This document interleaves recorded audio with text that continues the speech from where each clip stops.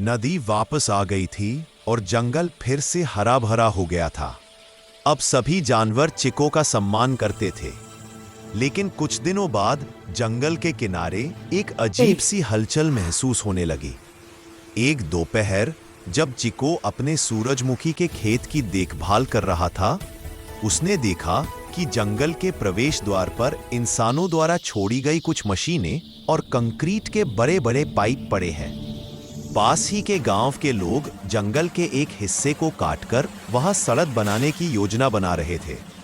अगर सड़क बनती तो कई पेड़ कट जाते और जानवरों के घर उजड़ जाते।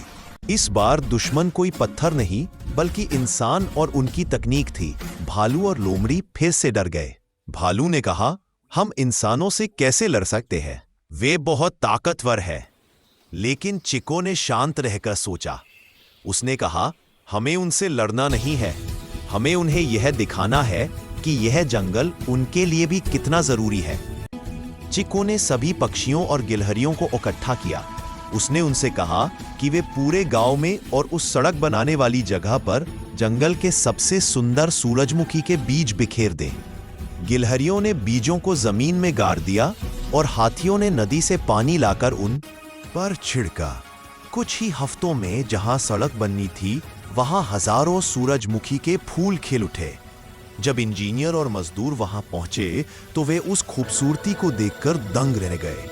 वहां का नजारा इतना जादुई था कि गांव के लोग वहां पिकनिक मनाने आने लगे। गांव के बच्चों को उन फूलों के बीच खेलते देख बड़ों को एहसास हुआ कि कंक्रीट की सड़क से ज्यादा कीमती ये ताजी हवा और सुंदर फूल है। उन्होंने फैसला किया कि सड़क जंगल के अंदर से नहीं बल्कि बाहर से घूमकर जाएगी।